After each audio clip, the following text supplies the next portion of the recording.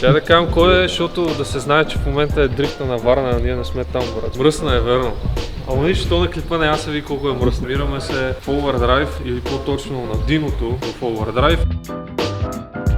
Понеже имаме някакви планове да вдигнем налягането на турбината, да направим колата да работи с алкохол 50 на 50, там да мешаме с бензин, да не направим сметка без кръчмар. Караме колата сега тук, да запознаем Волен, който ще настройва колата с колата.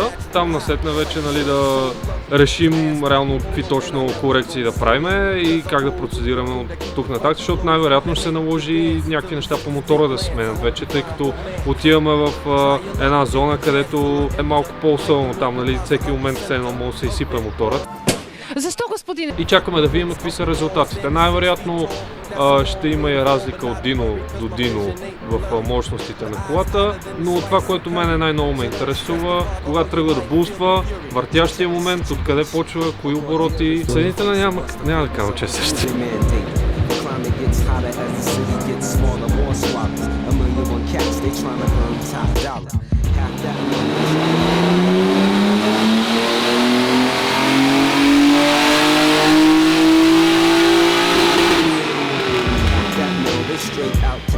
Uncultivated and destined to act real ill.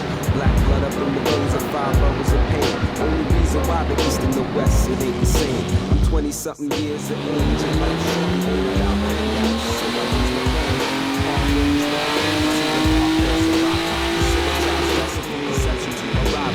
Now that I'm here, my fears shall increase. Learn about life, making my Добре, приключи проверката след една година каране. Много благодаря на Волен, че се отзова. Поизпълнихме това, за което бяхме дошли. Няма никакви сериозни проблеми колата. Успяхме да изцедиме още малко коне отгоре, но това не ни беше фикс идеята. Волен успя да се запознае с колата. Така успяхме и горе-долу да уточниме върху какво може да работим за до година. Какво да сменим по мотора, тъй като имаме някакви по-сериозни намерения да се засили мощността, съответно и здравината. Първа ще има още 100 уточнения и въпросителни, вече като гледаме активно извън сезона да сглавяме. Лайк, шер, субскрип. Това няма да е само клип, да. Лапата после, ще да нанижим да. I do what I want, I do what I like, I know what face, I know nobody. I do what I want, I do what I like, I know what face. Мултитаскер.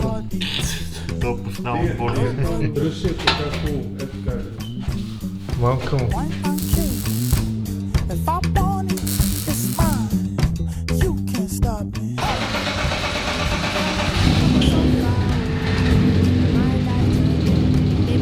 Съединителя? Кой е това?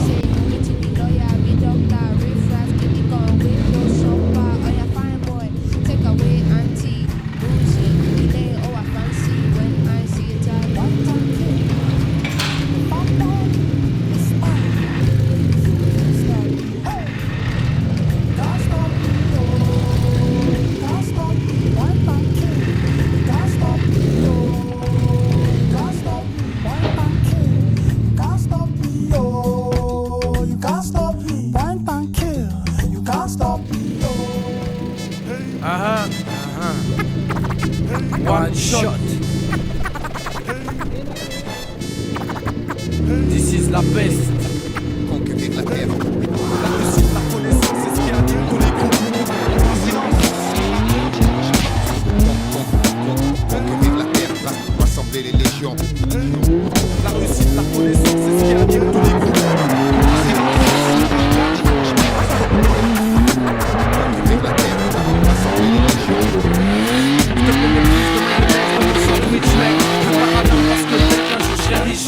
Je suis l'inconnu du rap français, je suis le plus chim mais je m'en bats les couilles. Ma chérie quand je rappe, le token t'as pas de chapou. Tout à part c'est ma couille, qui me ragage c'est mon coup. One shot c'est mon coup, chérie Coco c'est mon coup. RORD, accent de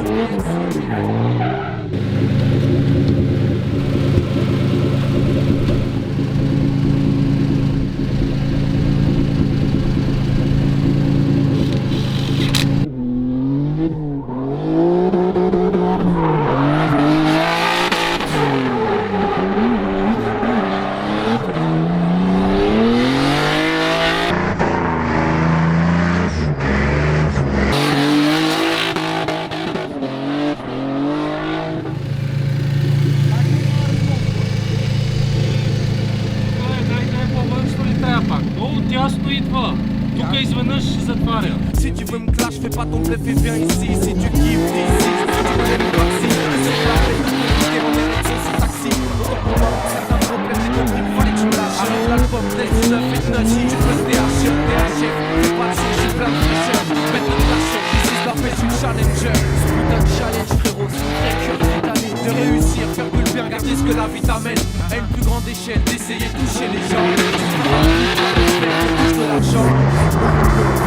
C'est la mienne aussi, avec minutie, je m'initie dans l'esprit du MC qui s'initie. S'initie avec spatial insignifiant. Pour apprendre c'est qu'un freestyle, dans le fond c'est plein d'essence. C'est qu'un challenge dans ma vie. Стил викаме! Какво става?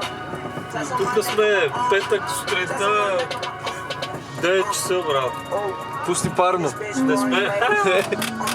Не сме пътували цяла вечер. Не сме чакали пак на граница. Кой е най-добрият шофьор на Румъния? Ето, брат.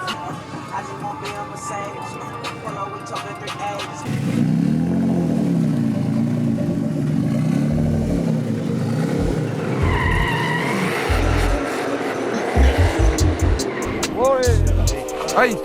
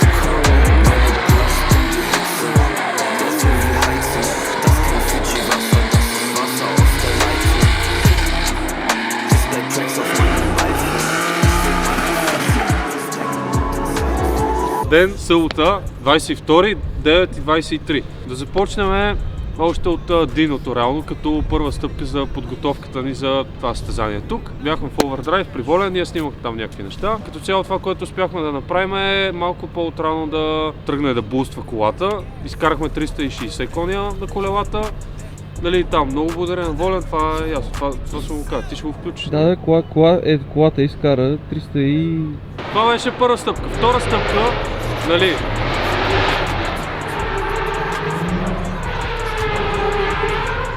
след Унгария беше съединителя. За новия съединител избрах да го взема от NS Parts, двудисков. Сгубихме го буквално в последния момент.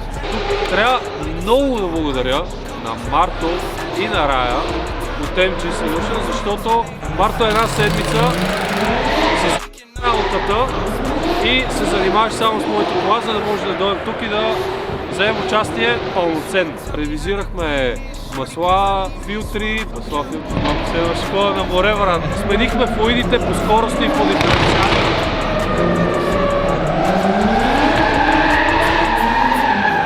Погледахме колата, някакви други неща, малки, те са 100, няма какво да ги обяснявам. Сглобихме съединителя. Значи петък трябваше да заминаваме рано сутринта. Четвъртък тествахме колата, изникнаха там някои малки проблеми, свързани най-вече с хидравликата.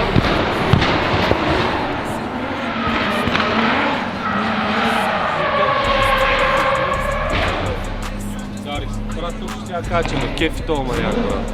И се удари. Проблема е, че ползвайки L-помпа от Opel, тя се пуска и се спира в неудобни моменти, защото ти правиш транзишън, волана се върти всичко 6, изведнъж спира и се вдървява и ти трябва да направиш транзишън. Обаче тя колата се става на едно място, на скорост и може да се получи катастрофа, както става. Е там. Ей там, да, буквално това някъде се ударя, аз ударих с предница, брат. Представи си колко грешно.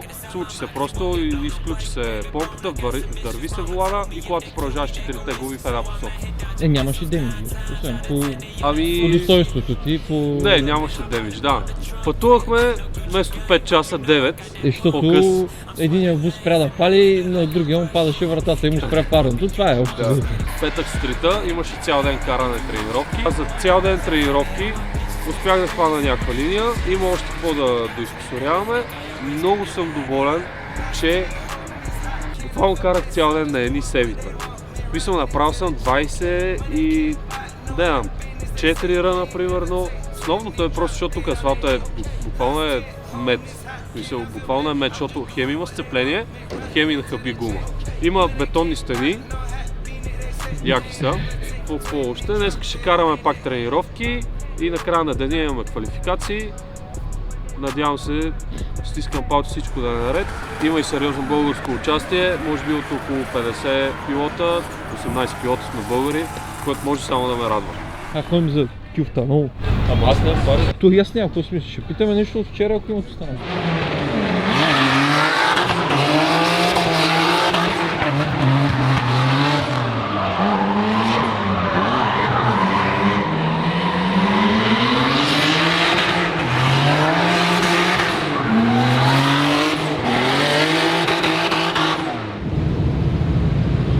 Какво му донеска, бе? Сокче. Круасанче.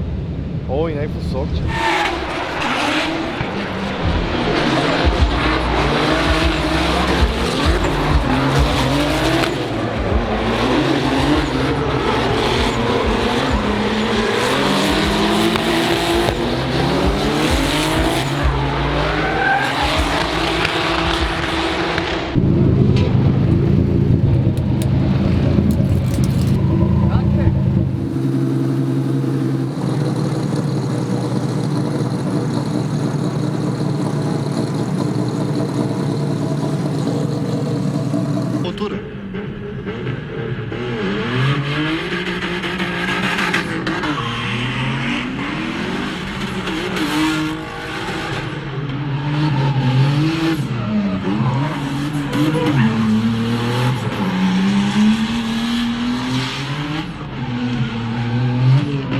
Este tot un pilot bulgar.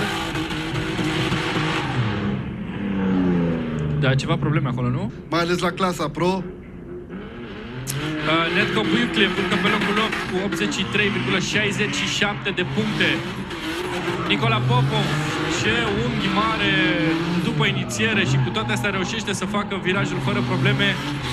Am văzut cum trăgea de mod repetat de frâna de mână acolo, dar da, ca să poată să țină mașina în trasă și merge bine pe toate.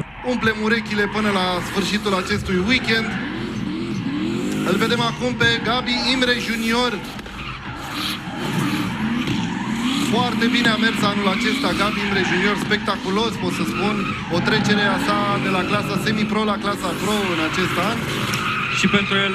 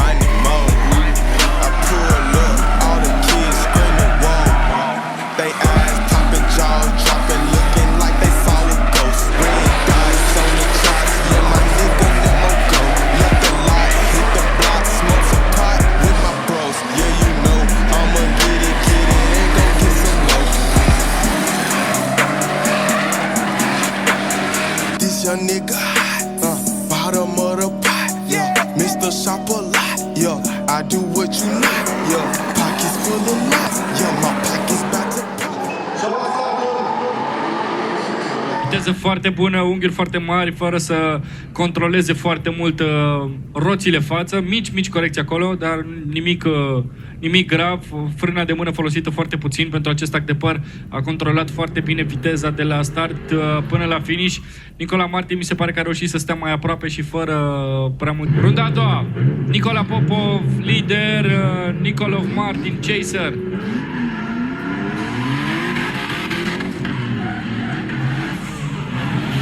Wow, ce inițiere! Backentry acolo. Din nou o schimbare foarte agresivă.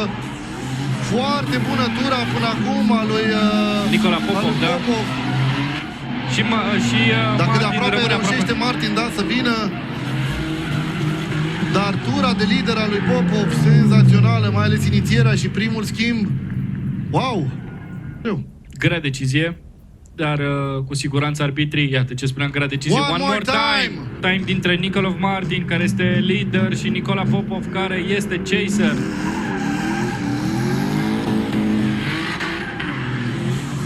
Iată ce viteze mari fac cei doi piloți. Martin bine. Iată schimbă în sincron, dar se duce foarte greșit, pe o trasă greșită. Popov mereu a aflat-o pe acolo ca chaser. Da, încearcă să vină aproape în a doua zonă și să facă proximitate și uite că poate să o facă. Vezi? Vine aproape de el.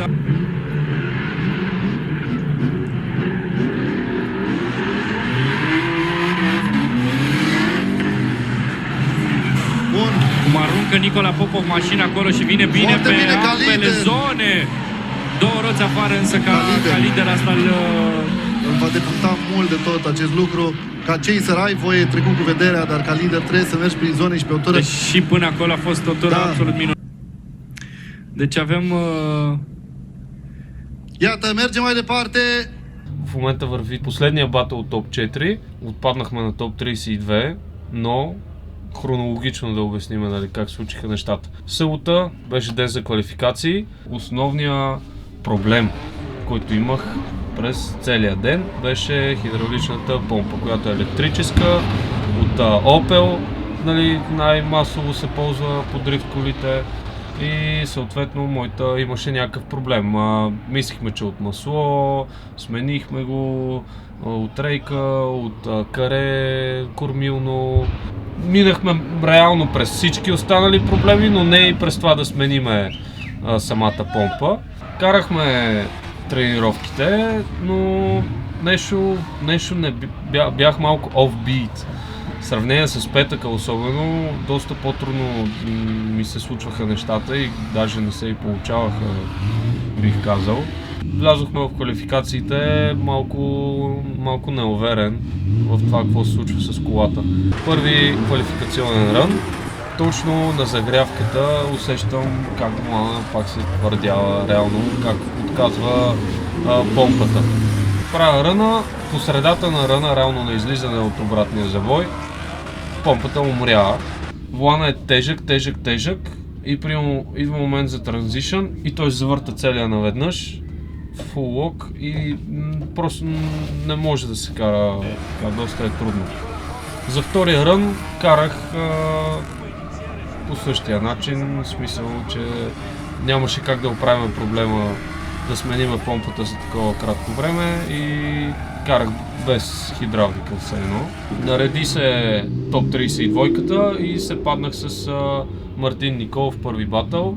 Ден неделя, тренировки пак, времето беше супер днеска, сцеплението като в петък, да спомена и това с разхода на гуми. Хем има сцепление, хем разхода на гуми е супер малък, което е перфектно за един дрифтър. Направихме пак тренировки, карахме и с Мартин на тренировките, имахме някакви удари, но всичко беше чисто козметично, нищо сериозно, което да се е счупило по завиване, по окачване.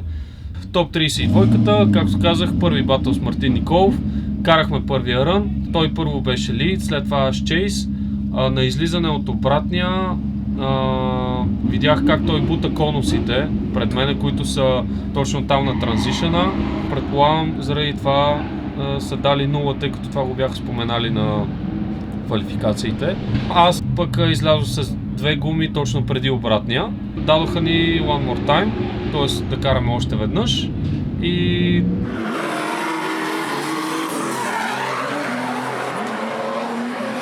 караше ми се. Да. Трасето беше хубаво, караше ми се повече, имаше гуми. Аре, Subscribe. следващо включване от Бухово Drift Day. Айде! Back to the roots. Айде! На осморка.